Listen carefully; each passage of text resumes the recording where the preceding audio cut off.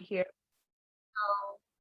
My name is Emma. I am a fourth-year medical student. I am back. I had a brief hiatus there while I was studying for my boards. I'm back to teaching you guys and rotating now, so I'm happy to be past that hurdle. And I always enjoy teaching you guys in virtual rounds, so I'm glad to be here tonight. So tonight we're going to be talking about diabetes. This has been one that I kind of had on my, radar in terms of talking about for, the last few months even, because it's a big topic. I didn't know too much at first how I wanted to tackle this topic because it's very, very broad. So we're going to talk a little bit today about diabetes, yes. We're going to focus a little bit on diabetic emergencies. So a little bit of what you'll see in that, and that kind of, goes right along with some of the stuff I'm learning right now. I'm in an ICU rotation myself, so this is some of the stuff we see sometimes. As always, if this is your first time joining us, that's perfect. If this is, your 1 billionth time, welcome back. So we'll kind of go through a case. We'll walk through it. I like to keep it simple, leave it at your guys' level. And that being said, if I don't do that and something, I use an abbreviation or something that you don't understand, just ask, okay? Shame on me for doing that. I should certainly bring it down to your guys' level and your guys' sort of education thus far. So if you have a question, there's no dumb questions. Please feel free to ask. I watched the chat throughout the talk. And if you want to unmute yourself, go ahead too. I wouldn't be opposed to that as well. So all right, so in terms of our YouTube page, we do have a YouTube page. We post all of our recordings to it. So if you missed any of these, if this is your first time tuning in to our virtual rounds, go ahead and go to that YouTube page, check it out, subscribe to our page, put nice comments in the chat, anything. We like those kind of things, and feel free to fill out those surveys afterwards so you can get credit for it and get that completion certificate as well. As always, I do have a recommended read for you. I found this, actually I read it yesterday, and I think it sort of hits the nail on the head. It's not about diabetes necessarily. Sometimes I try to pair up the readings in terms of that, but this is a very short one as opposed to some of the books that I give you guys that you're probably like, when do I have time to read a book? But here, let me put it in the chat here if I can, or it's on the PowerPoint, so you guys have access to that slide, but there's the link. It's a very good article. I was very impressed by it. It's through the site in training. I like that site very much. And there's lots of good stuff in terms of reading to get the, a clinician's perspective, medical student's perspective about, their rotations and stuff. So check that out if you have the time. And as I was kind of alluding to, we are talking about diabetes today. We're going to go through a case. We're going to walk through physical exam. We're going to talk about the clinical findings. And then we're going to talk about the lesson associated with it. So because diabetes is so prominent, especially, due to the Western diet and sort of obesity epidemic, you guys likely do know a lot about diabetes. So hopefully I can teach you something that you don't know in that regard. Okay. All right, so let's keep it moving here. As I was kind of talking a little bit about before, we're going to go through a full case. The last time I talked to you guys, I was rather ambitious. I did 2 cases, and I really thought about doing it again tonight, but I don't want to keep impinging on your time. I tend to go over, I talk too much. So I'm going to try to keep it to the 1 hour today. And we'll go through the case. I'll give you all of the details. We'll talk about the physical exam. We'll talk about the assessment and plan and how we'll treat this patient. And then we'll talk a little bit about the pathology of the disease. As always, please actively participate. and answer questions. I'm going to ask you 1,001 questions throughout, and there's no wrong answers. I want you to critically think and really think through these cases, and hopefully they sort of are embedded in your brain and you remember them for the future, and sort of build your knowledge upon that. All right, then after that, you're going to fill out the SOAP note. If you're not familiar with that, there is a picture here, and SOAP is, you know, is an acronym. It's like a bar of soap, but it's subjective, which is the S, and it's for the HPI, so everything the patient tells us, and the ROS, which is review of systems. And so that's all of the pertinent negatives and positives associated with the patient's chief complaint. Okay, and then the objective, that's vital signs. I do list those for you all. And then physical exam findings. We'll walk through all of that together. And then assessment and plan. We kind of link our diagnoses, our differential diagnoses, and what we're going to do for that differential diagnosis to rule in, to rule out, and you know, how we're going to treat the patient based on what we presume or think they have, or what we've discovered they have. Okay, a 15-year-old male with no significant past medical history that is presenting with a 2-week history of fatigue and confusion. He notes that he's been doing well approximately 2 weeks ago, up until approximately 2 weeks ago, where he has been unable to participate in varsity football to the extent that he is usually able to. He endorses increased thirst and polyuria, so going to the restroom multiple times. His mother also knows that he has lost about 7 pounds over the past 3 weeks without intention to do so and without dieting. Furthermore, his family also states that he smells as if he has eaten candy throughout the day, though the patient denies doing this. At which we could probably trust him given that he's a varsity football player. Perhaps he has a very strict diet. He denies any blurred vision, irritability, or fevers, chills, nausea, or vomiting. So in the chat, let me know, what do you guys think are the most important things? Obviously, I bolded some things for you, which are clues. But what do you guys, if you're honing in on certain things, what do you want to keep kind of in your head? Yes, really rapid, unintentional weight loss. Good. And Stephanie, what made you think or know that it was unintentional? The fact that it says without intention to do so. Yeah, mom said no dieting. Yeah, that's a good thing to ask too. You know, if someone drops weight, see how long it has. If you guys remember when I talked about, I think it was leukemias, the 20% loss of body weight within 6 months is significant for us. Okay. And then, yeah, mom said no dieting. He's a football player, so we can put that into context and say, okay, perhaps he's lifting weights even and shouldn't be losing weight, you know, while he's training. Smell of candy, yeah. So he kind of has a sweet odor to him, if you will. Onset was 2 weeks ago, good. And anybody else think anything is important that we want to kind of focus on or keep in the back of our head? Increased thirst, yeah. And we call that polydipsia.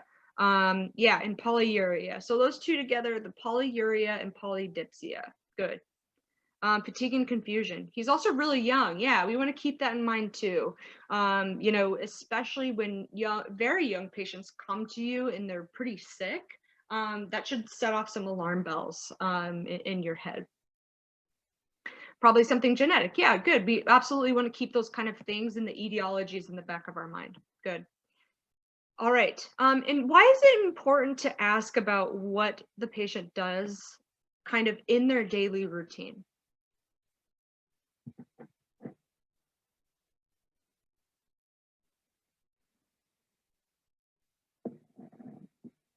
Yeah, to see if his activity is decreased. I think you're absolutely right. Yeah, environmental factors. Absolutely. You guys are both spot on. And, for somebody, it puts it into context. I think if you've seen the way I write these kind of cases, these vignettes, you'll see I like to give them kind of these very active lifestyles to show you kind of the stark contrast between what they usually do and what they're able to do now.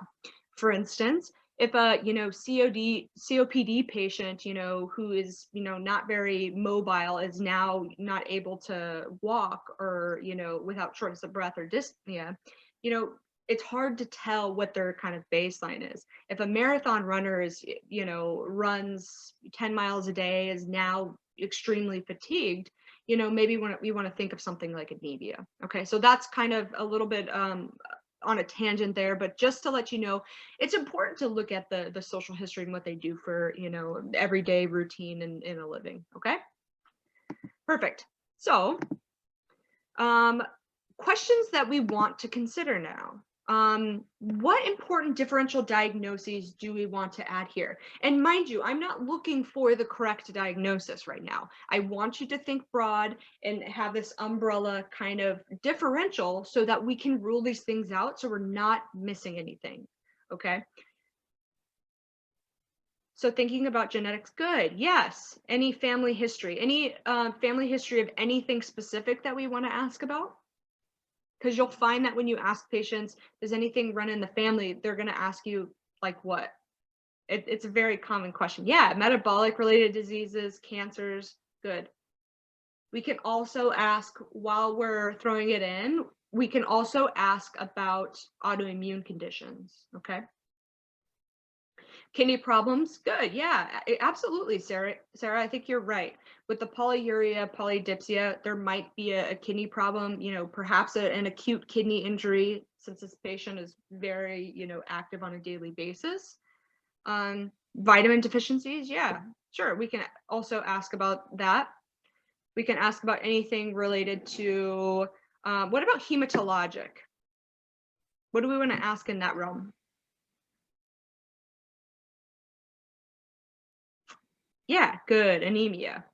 And then one thing that you'll sort of find to or learn to ask patients more when it's sort of this infectious etiology is, obviously how long has this been going on, but does anyone else have similar symptoms? So that's always an important thing to ask, primarily with infections, but keep that in mind as well. Anything else? What else do we want to consider? Keep it broad. Yeah, any medications, always ask about medications. A lot of things that you're going to encounter are medication side effects. Good, perfect, Kendra. Anybody else? Think broad. You can throw anything in there.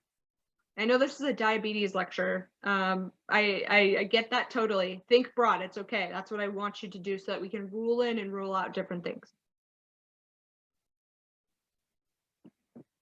All right, so is he training to be an Olympic athlete? Yeah, maybe so. Are the Olympics are over, right? Excuse my ignorance. Yeah, okay, thank you. Yeah, I watched them for like a hot second, and then I was in the ICU, and all TV went out the window. Yeah. Okay. So what medical etiologies will we need to rule out at this point? Please, put it in the chat. What do you think we need to rule in or rule out at this point? Infections? Yeah. What do we want to do to rule out an infection, Madeline?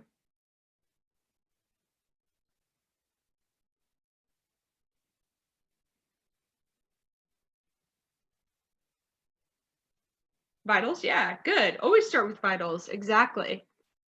CBC? Yeah, we can look at a CBC. Yes. Look at the white blood cell count. Sure. Okay. All right. What other medical etiologies do we want to rule in and rule out? So somebody think of what you guys just said in your differentials. What do we want to rule in and rule out? That's okay. We're a team. They've got your back. So yeah, we want to check his medications list. Yeah, check his blood sugar. Absolutely. We can do a point of care test rapidly and get the blood glucose while we send off a serum separator tube for the CMP. Yeah, we can certainly get an A1C. The thing about the A1C is it'll tell us the glycemic control over 3 months. It won't tell us what the glucose is now, but it will give us a good idea of what the patient has been sitting around for the last 3 months. So that's a good idea, absolutely. What about for the student of whom had indicated that we may have a kidney problem going on? Yeah, great minds think alike. Alicia or Alicia, I'm not sure which one it is. Sorry if I butchered your name. What do we want to do for the kidney? You said blood tests. Tell me one thing that you think. Which blood tests?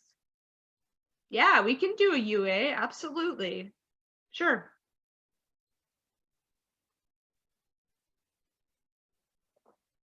I'm looking for one thing specifically in terms of blood tests for the kidney. What do we want to look at?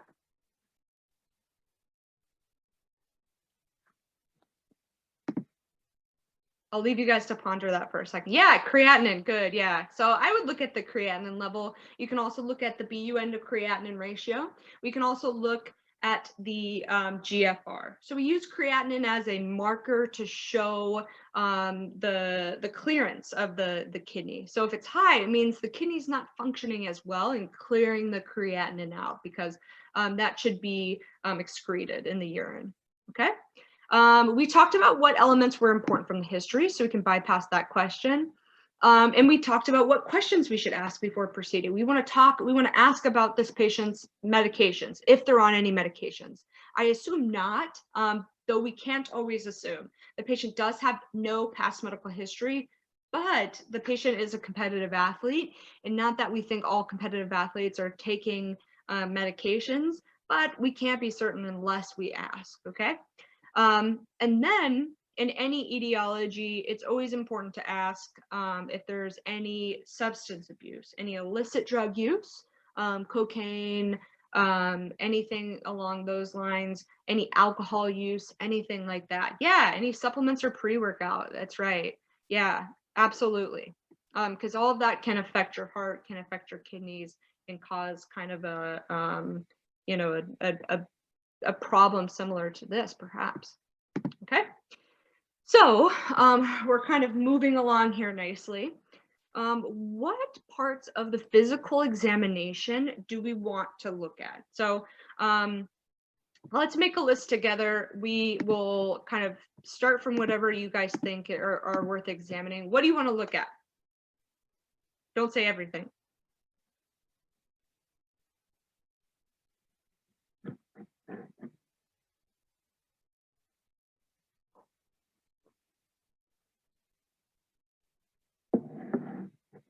Okay, we want to look at his fingertips and his toes. Why?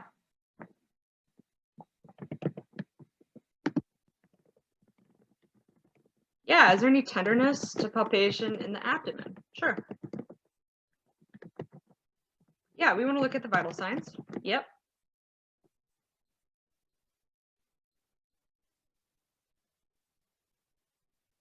Okay. Yeah, you guys are thinking big picture in terms of complications of diabetes. Sure. We want to look at blood glucose level. We talked about an A1C. So those are more labs, so we'll put them down here. But in terms of physical exam, yeah, we want to look at the extremities. Would checking his eyes be helpful? Yes, it's always helpful. You know, especially if somebody's lethargic, we can see if their pupils are equal, round, and reactive to light. We can do an ophthalmologic exam to see if there's any signs of diabetic retinopathy. It is more of involved and more of a little more challenging in terms of looking at the back of the eye, but we certainly can. In terms of that, if we're seeing this patient, you know, in the ED or admitting them, there's nothing sort of acutely we can do right now for a diabetic retinopathy other than managing the, you know, the precipitating factor. So the, you know, whatever's causing it essentially. What else, guys? So we said fingertips, we said toes, to look for neuropathy. So damage to the nerves. We want to look at the belly. We want to look at the, we'll say HENT. Sure. What else? When in doubt, always say heart and lungs. Just always listen to heart and lungs, not everybody. Why not? You know, you can get a lot of details from it, especially sick patients. And somebody who is fatigued, we don't know if the fatigue's from anemia, from a lung problem, from whatever, you know, so we want to check those things. All right, and then what else? Anybody else want to look at anything else? Yeah, we want to we want to take a whiff. That I love that. Might be weird, yeah. You know, and a lot of times in patients like this, you'll be able to smell it, even despite wearing a mask. I'll tell you that you can still smell C. diff over an N95 mask, I think. And you can still smell a lot of not so desirable medically associated smells despite wearing an N95 mask. So perhaps you would also be able to sense that the sweet smelling aroma that your patient's mother is talking about. Yeah, neuro exam, good. So what do we want to focus on the neuro exam?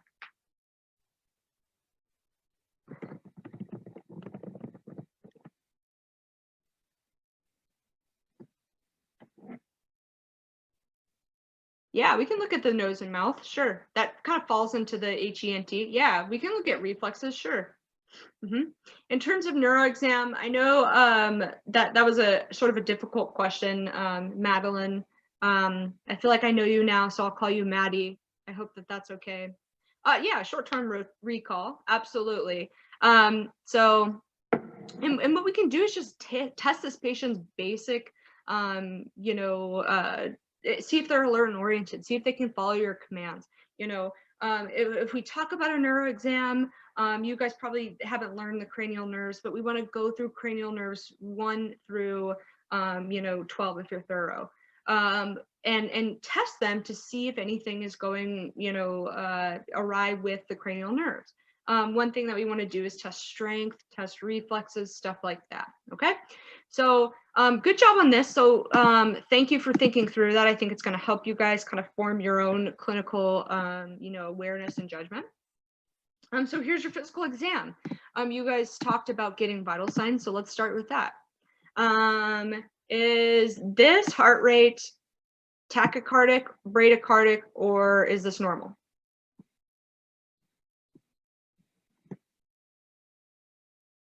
Good, he's tachy, yeah. And what about this blood pressure? Normotensive, hypotensive, or hypertensive? Yep, he's hypo. Yep, you guys got it. Good. All right, and then you know, he's afebrile. That's good. Respiratory rate is, you know, okay. He might be a little bit tachypnic. If we look down to the lung exam, he is tachypnic. So he's breathing a little bit fast. That's all that word means. It's a fancy word to say that. That's the epitome of medicine, is we have a lot of fancy words to say kind of sometimes basic things. All right, and in general exam, he's well-groomed, alert and oriented ×3. So there's your neuro exam, Maddie. He's alert and oriented. He's fatigued. He's a little bit lethargic, but he answers questions when prompted. So that's a good sign. He has dry mucous membrane. So there's your mouth exam. And here you go. We could smell it. There is a fruity odor present on examination, like mom says. Mom's always right. So he's tachycardic, but he has a regular rate and rhythm. So rate meaning how fast the heart is going. Rhythm means sort of the sort of intervals between. So I'll leave it at that because it can get complex. So no murmurs, no rubs, no extra heart sounds, and no gallops, no S3 or S4 heart sounds. Because if you remember, we have the heart.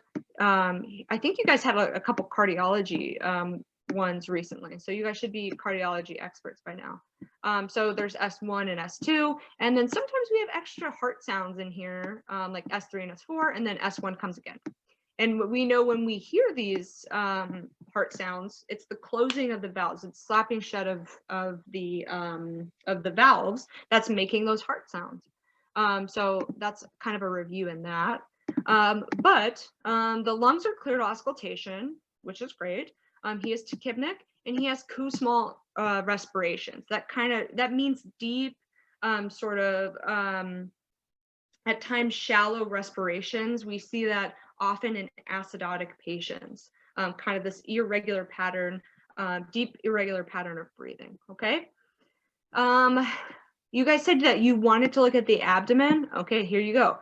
There's diffuse abdominal tenderness present without any masses. Okay, so that's a good. And then skin, we have poor skin turgor. And if you'll appreciate, up in the upper right-hand corner, the examiner is showing this for you. And so that's when you lift up your skin, and it kind of, you can also see it called skin tinting. What you do basically is you pitch the skin, and it kind of just stays there. Mine doesn't do that, luckily. I'm sort of hydrated, maybe, arguably. But, in this patient who is volume down, meaning they're dehydrated, you pinch up their skin and it stays up. So that tells us they're dehydrated. Other signs that tell us this patient is dehydrated is the dry mucous membranes, the hypotensive blood pressure, and the sort of compensated tachycardia. So the blood pressure is low, the heart is compensating by increasing its rate, so that the cardiac output can still maintain in order to perfuse the organs and the periphery. Okay. All right. So that's our examination. Let me clear everything here, and we'll kind of keep it moving here. All right. So here's our labs. And I don't know if you're like me, all I see is red. But we're going to go through all of this here, because it can be a lot when a lot of things are sort of wrong, and it's hard to make sense of it sometimes. Okay, so you guys said you wanted to check for infection. Let's start there. Okay. We said we wanted to check for infection. You guys threw out that you wanted to get a CBC. You wanted to check the white blood cell count. Okay, so here's our white blood cell count. It's normal. Okay. The hemoglobin is, fairly normal here. The hematocrit's okay, and the platelet count is okay as well. So, pretty unremarkable CBC as far as I'm concerned. And then the other thing is, you guys wanted to check for infection, inflammation, whatever. And this is what these two are doing over here too. These are good tests that are they are sensitive in checking for inflammation, but not specific. Okay, and what that means is, if these are high or positive, it says, okay, there's inflammation in the body, but doesn't tell us where.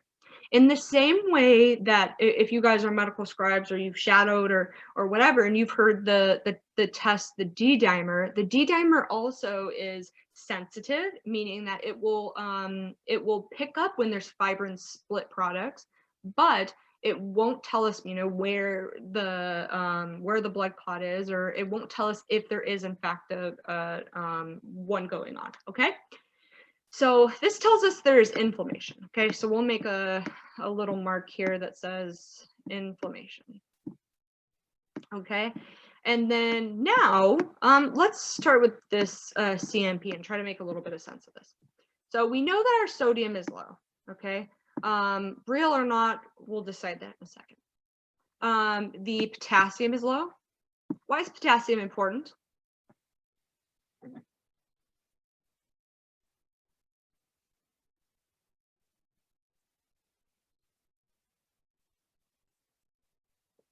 Yeah, action potentials, absolutely. You guys are right along the same track. So Madeline and Kendra together, and kidney function too. So all three of you guys are correct in that if you have bad kidney function, you can get hyperkalemia.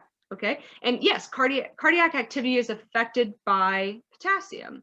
If there is hyperkalemia, we start to see kind of this picture where here's an EKG.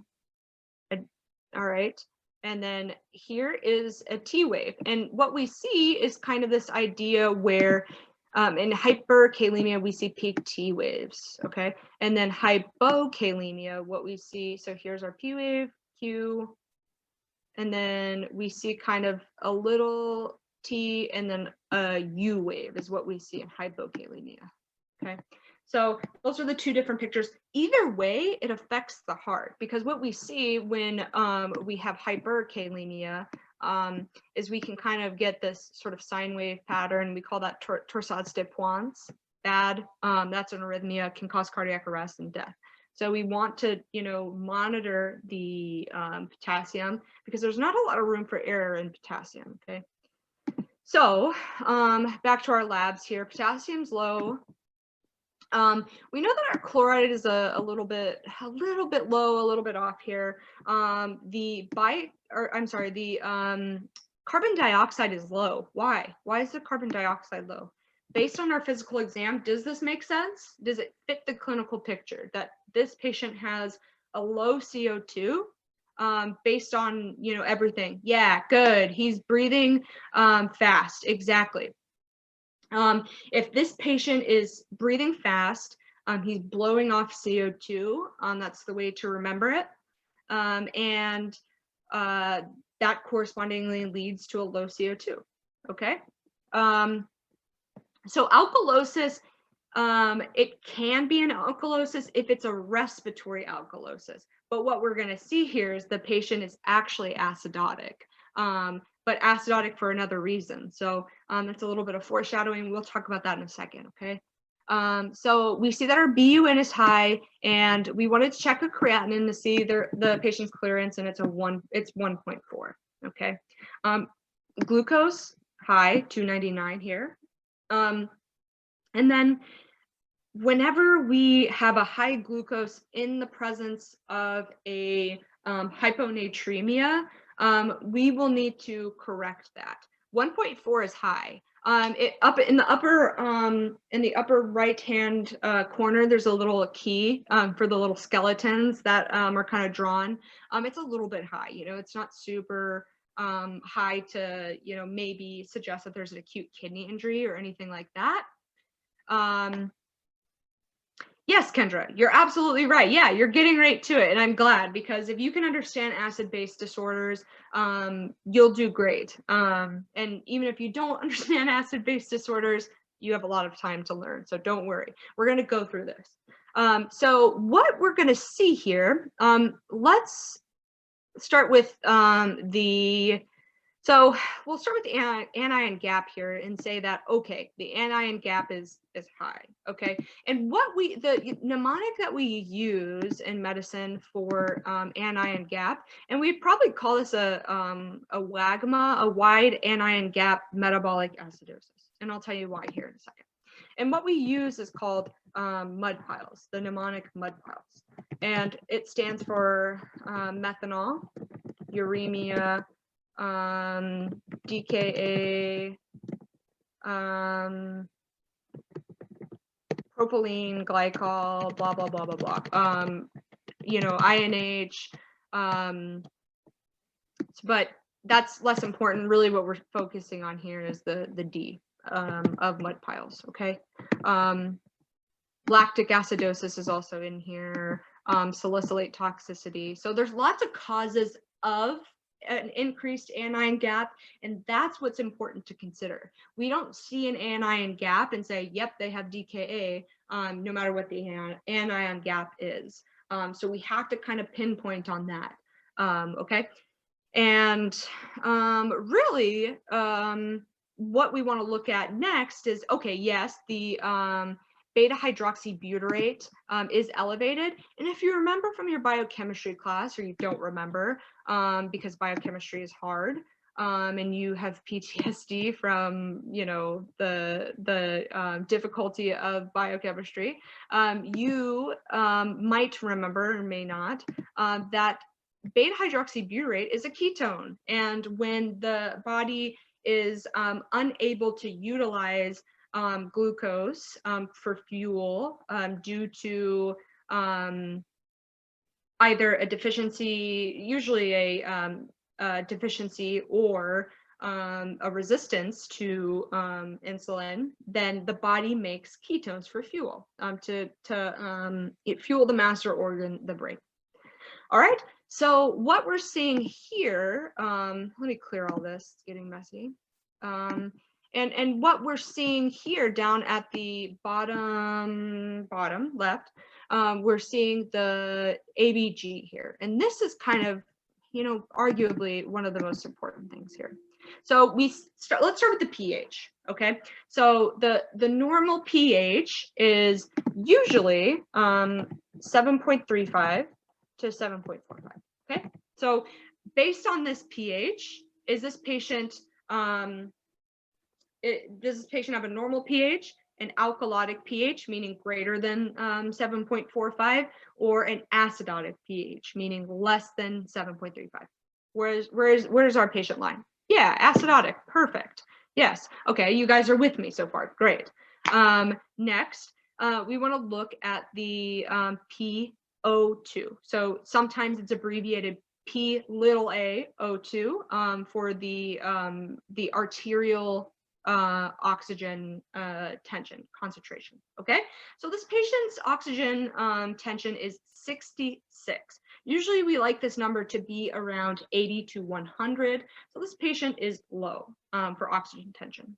Then, as we kind of saw in the CMP, this patient, the normal for PCO2 is usually 35 to 45.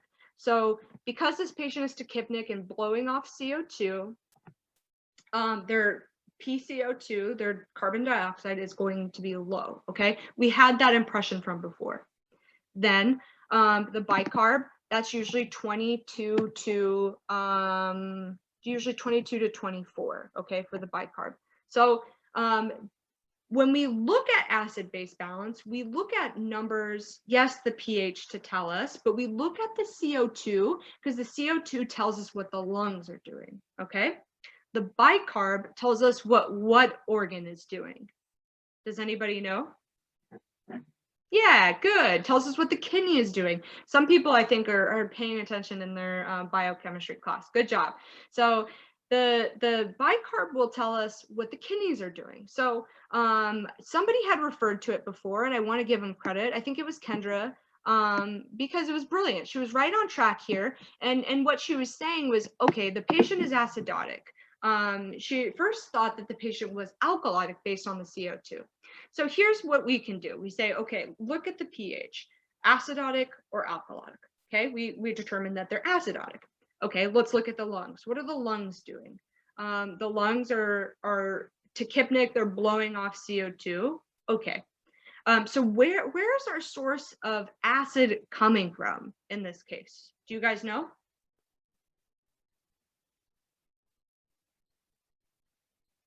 It's not a trick question, I promise you. Yeah, it's coming from the ketones. Good.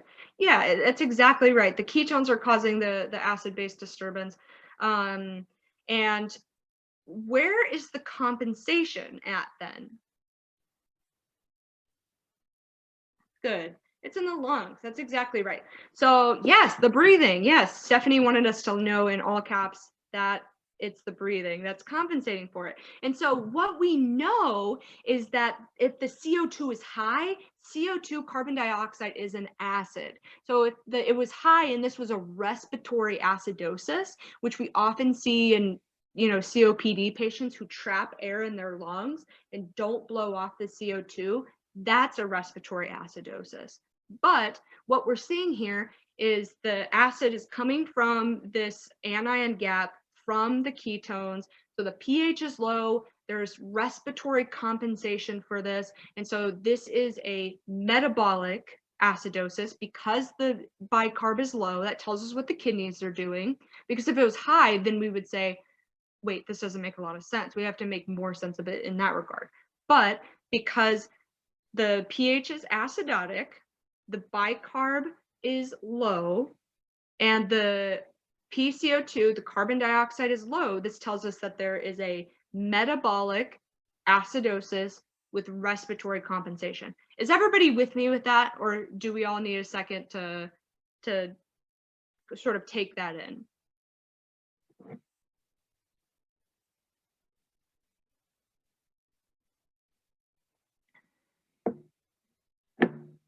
I get no response. Are you guys all dead? Are you with me? You guys are thinking through it. I want to take a little bit of time to make sure you guys, at least have this. Okay. Yes. So here we go. Let me write it out for you so you can see words. Words are hard sometimes. So let's do it this way. Okay. This is your first time getting it. It's hard. Okay. So what we want to do is look at the pH. So you guys decide with me. What is the pH? Or is it acidotic or alkalotic? Acidotic. Good. Perfect. And now we know that there's an anion gap. So there's something causing, and by the way, the anion gap is calculated by sodium minus chloride plus bicarb. So positive minus negative. Okay, so cations minus anions. Okay, that's neither here nor there at this point. Then the next thing is let's look at our bicarb. What is our bicarb doing? Our bicarb does our bicarb tell us that the kidneys are acidotic, or so this tells us metabolic, okay? Acidotic or alkalotic in terms of kidneys. Acidotic, good. So this tells us that there's a metabolic problem, okay? So there's metabolic and it's acidotic, okay? Now we look at the CO2 and the CO2 is low. So in order for this to be a respiratory acidosis, we know that the PCO2 has to be high, and that's not the case here. So we know that this is not a respiratory acidosis. So this is respiratory compensation. Okay. This is a respiratory and metabolic regulation of blood pH. Yeah, exactly. If one isn't working, then the other compensates. Yes, that's put very simply, but that is absolutely the case, because what we see sometimes, and it gets very complicated, I made this one rather simple for you guys, but sometimes what we see is, a metabolic acidosis with a concurrent,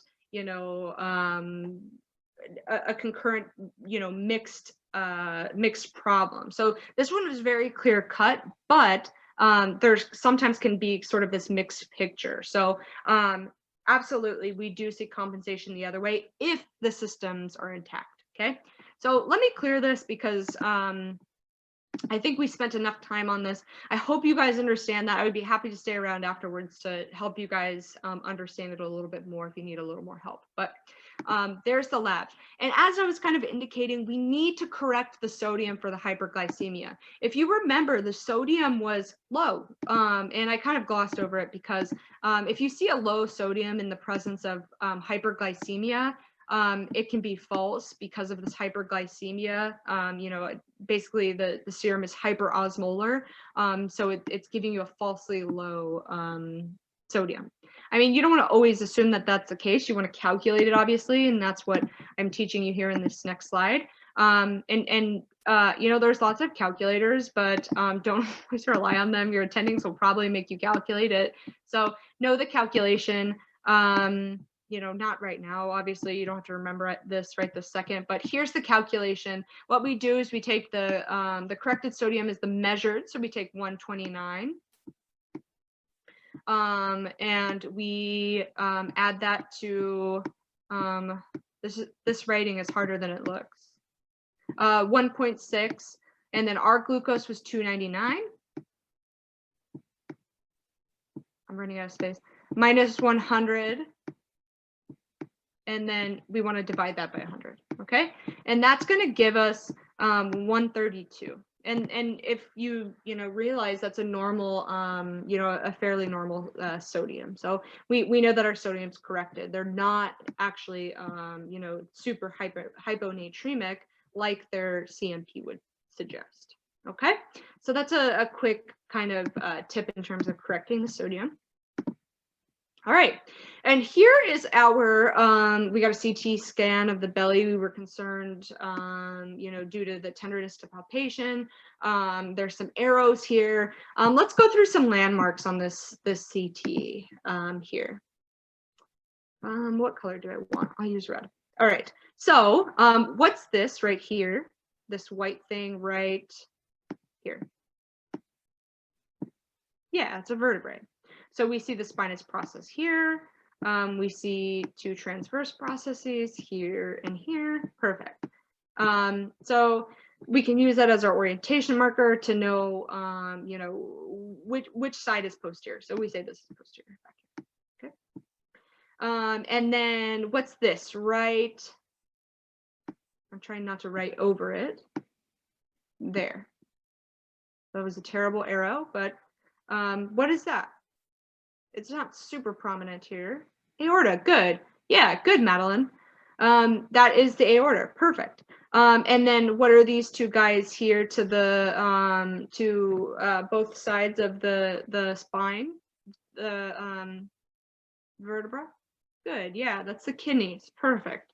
You guys are already radiologists, way to go. And then what we're seeing here, what would you call this structure here?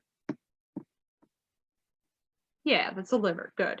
And we know that the way that this is oriented is this is the patient's right side and this is the patient's left side. So this all makes a little more sense now. And having your orientation is the biggest thing for reading these scans, because you got to know what you're looking at based on, you know, where the body is. We see kind of cuts of the ribs coming in, you know, here, here, and here, and here. And then also, obviously, what the arrows are pointing to, which we're getting to last, is what? Pancreas. Yeah, that's our friendly neighborhood pancreas, who is not very happy in the scan. So what we're seeing a little bit here is we're seeing some inflammation. We're seeing a little bit of induration. This CT scan was with contrast. You can see a little bit of it lighting up here. And then we see kind of this darker side, and that's a little bit of that induration and inflammation here. So we see no masses here. And what we're looking for is, this is called the tail of the pancreas, and this is called the head of the pancreas. And this, you know, the head of the pancreas becomes more important when we talk about things like masses. When we talk about pancreatic cancer, it's usually in the head of the pancreas. And often, you know, the sort of thing about pancreatic cancer is that it doesn't show symptoms until it starts to, you know, erode into something else and cause jaundice. So it doesn't cause a lot of pain up front. And we'll see that with a lot of things, you know, a lot of GI things. Okay, so there's our scan. All right, and we're moving along here. We spent a lot of time on the respiratory metabolic stuff, but here we go. Let's talk about differential diagnosis. So the first one is up for you there. We say that we're in between, you know, diabetes. Why might we think this is type 1 versus saying, you know, this kid is type 2? Do you guys have any ideas?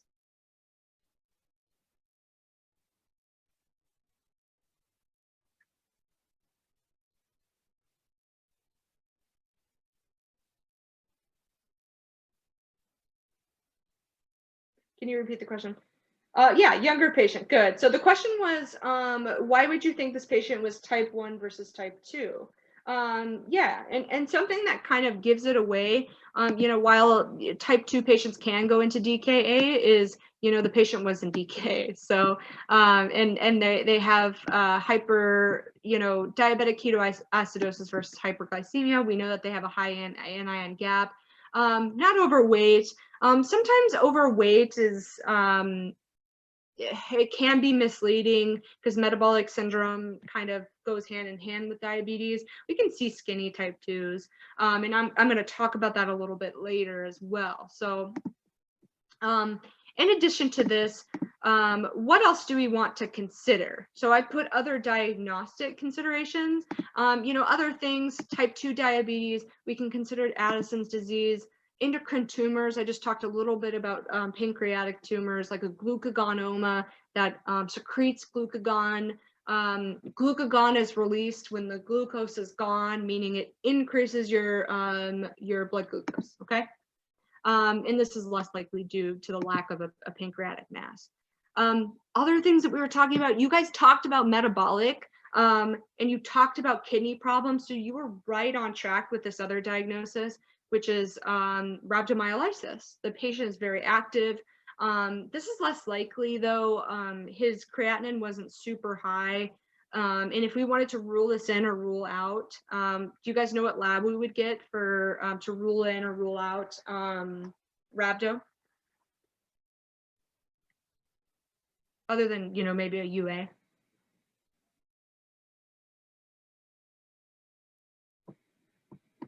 It's okay if you don't know. It's a CK. So we call this the creatinine kinase. It's an enzyme released from damaged muscles, and it can be indicative of rhabdomyolysis. We can, and we can, the patient may be, have an acute kidney injury or acute tubular necrosis secondary to rhabdomyolysis, but probably less likely. If they were kind of in this polyuric phase that we see with injury, where they have no urine or a little urine, then they're polyuric, then they recover. That's kind of the trend that we see. All right. So other than this, ingestions, and you guys are spot on with that. We want to rule in or rule out ingestions, whether it's cocaine, alcohol, other metabolites, things like that. All right. And salicylates as well. Okay. So assessment and plan. What do we want to do for this patient?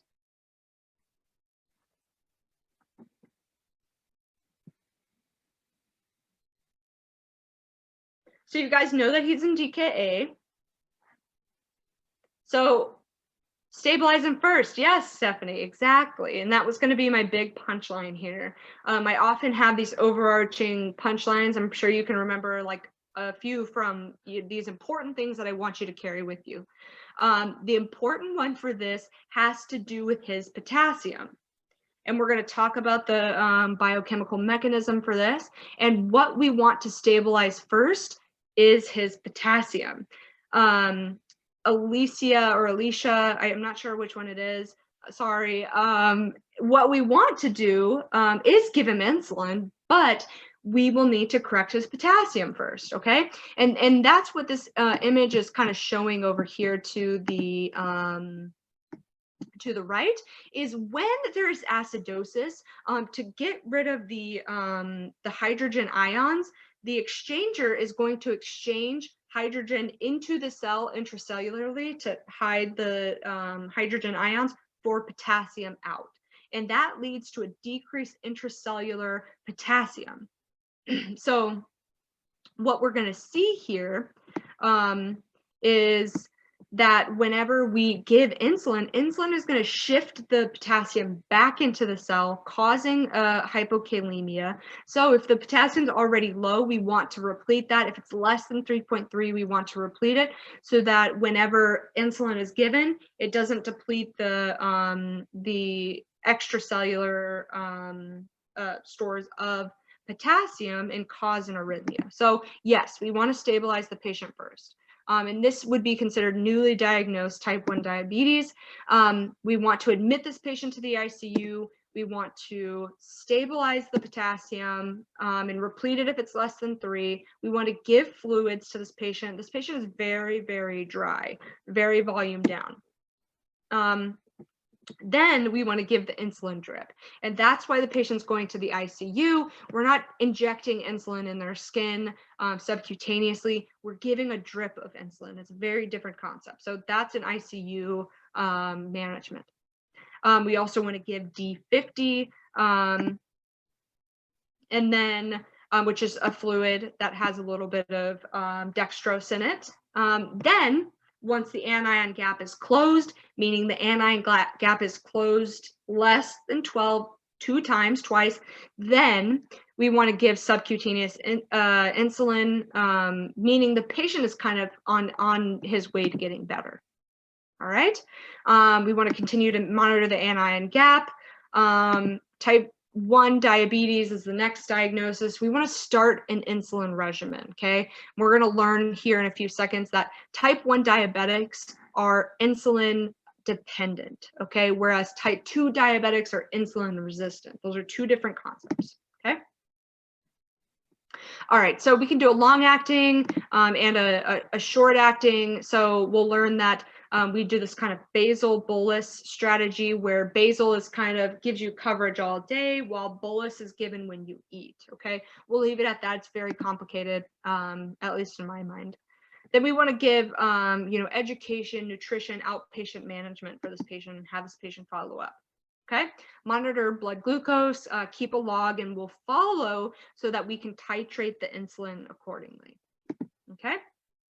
All right, so if you guys will give me about 10 minutes, you know, not surprisingly, I've gone over my time. If you have to go, I totally understand that. We're going to talk a little bit about type 1 versus type 2 diabetes, starting with the definition and classification of it. Okay, so the way we diagnose this, and pay attention, the quiz has a question very similar to this, and it may seem ambiguous, but there's specific criteria for this to diagnose it.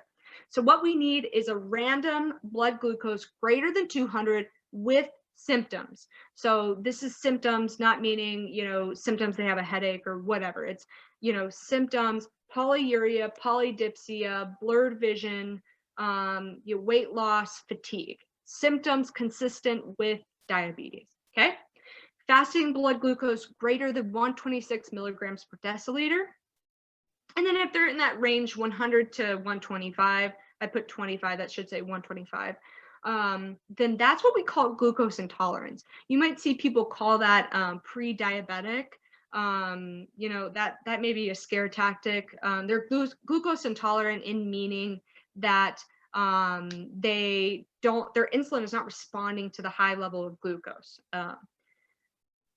Next, we can do an oral glucose tolerance test where we give a 75-gram glucose load, a very sugary solution, and then we measure the glucose over time. And what we're looking for is at 2 hours greater than 200 milligrams per deciliter, okay?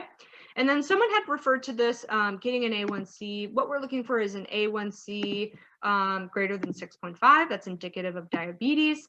And then this A1C of 5.7 to 6.4, that's pre-diabetic.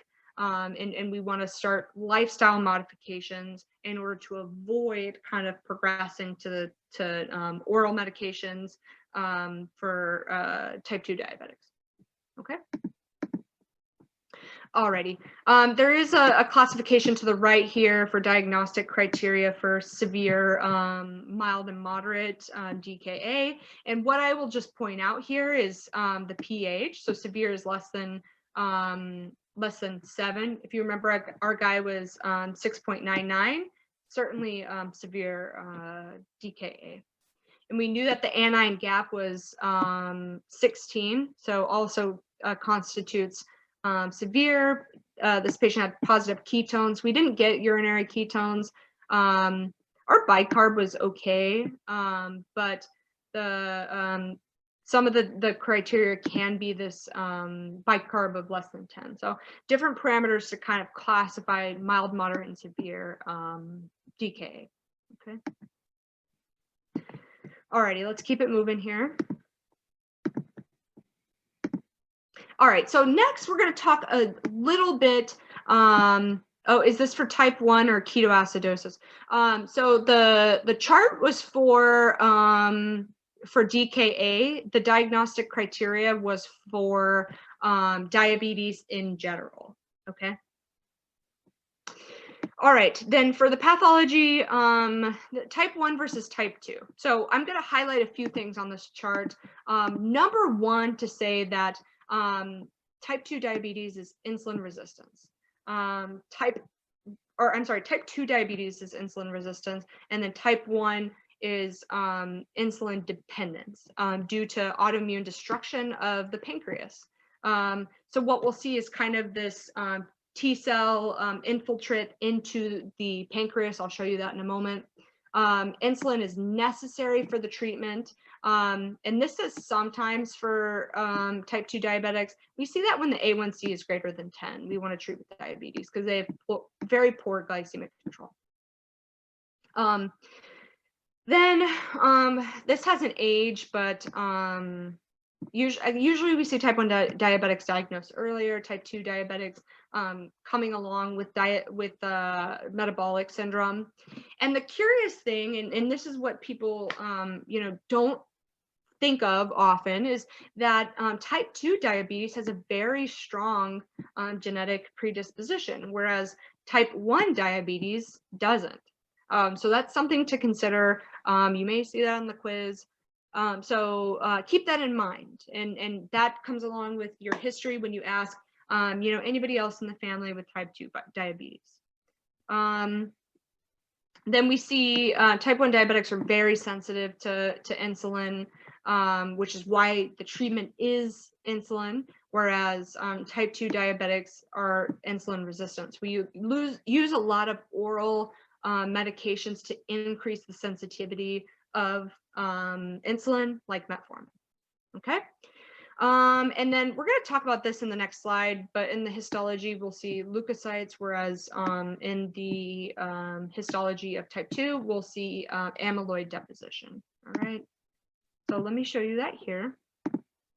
And that's what I'm showing you in this slide, is that here on the left side, you see all those blue dots. Those are infiltrates of white blood cells into the islet cells of the pancreas. Whereas here, we see all this pink stuff deposited here. That's what we're seeing here. And that's amyloid being deposited in the islet cells, causing essentially the pancreatic beta cells, the islet cells, to burn out and not be responsive to the insulin. Okay. So that's a simple histology. And this is just to show you, we by no means are sticking a needle into the pancreas to biopsy it to diagnose type 2 diabetes. This is more of a lesson in histology than anything. So just keep that in mind. All right.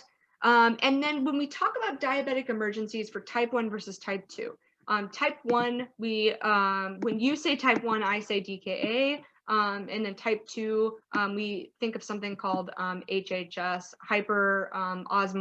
hyperglycemic hyperosmolar non-ketotic syndrome, meaning that the patients have a very high glucose but no ketones because they have insulin present to reduce the production of ketones. Okay, so that's all I'll really say about that. Those are the two different diabetic emergencies associated with it.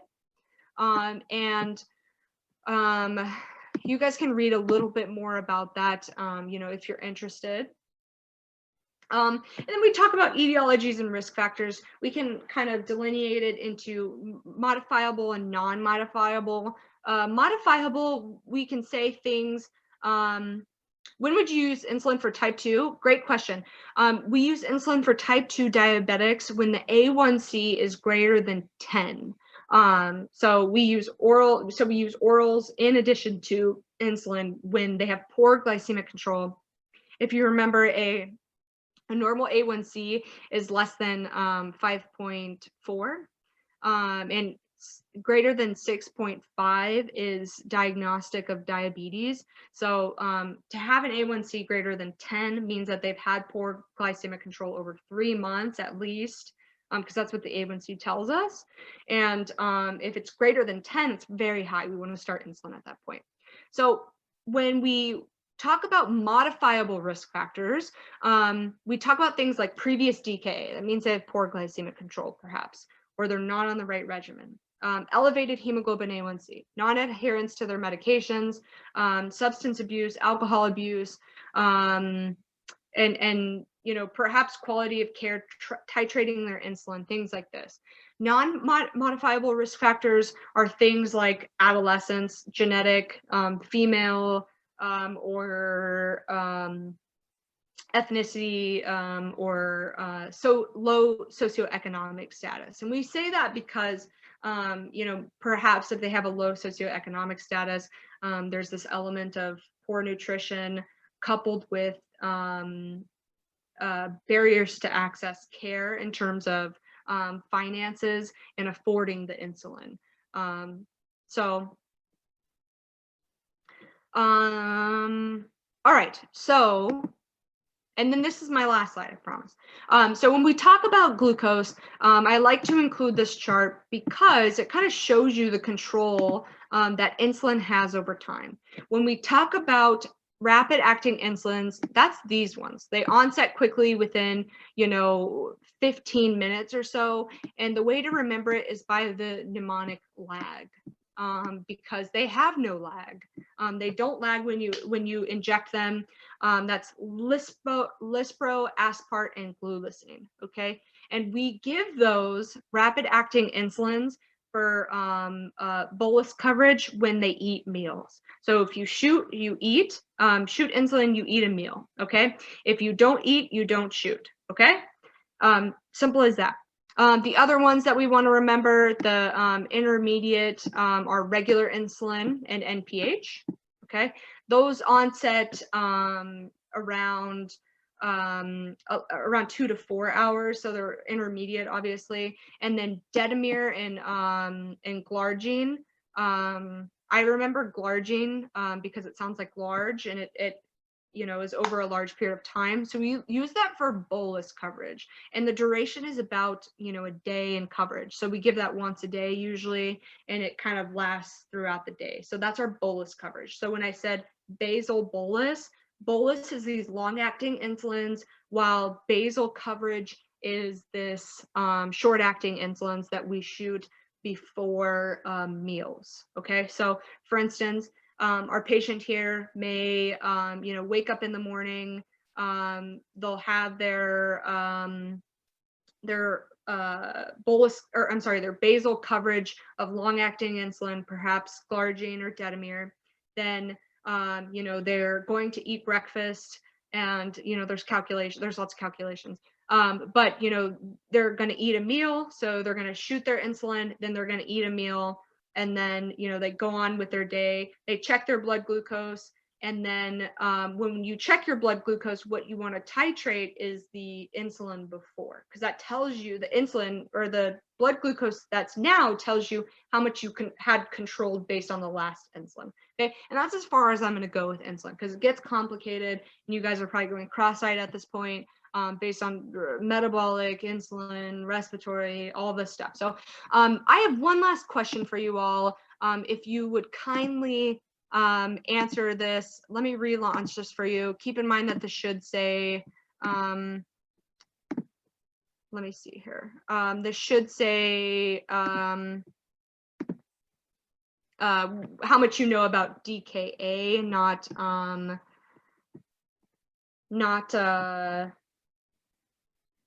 psychiatric disorder, so disregard that.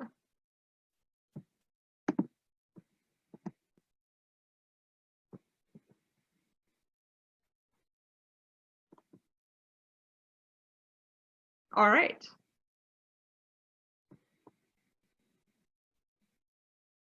So let me stop this here. I think most people are in. I'm very humbled. Most of you guys said you know some. One person said they know nothing. That's okay. Hopefully you can ask some questions and read the slides. And let us know if you have any questions. So that's all I have for you guys. I apologize for going over the time. I want to make sure that you guys understand that and have a little bit of a baseline kind of going into these things. And hopefully you won't be so overwhelmed when these complex topics come up in the future, you know, when you guys are in medical school yourselves. Okay, so Please stick around if you have any questions. Let me know. I'll stay around for a few minutes so you guys can ask any questions. It's been an honor to talk to you guys. I appreciate all your guys' attendance and participation.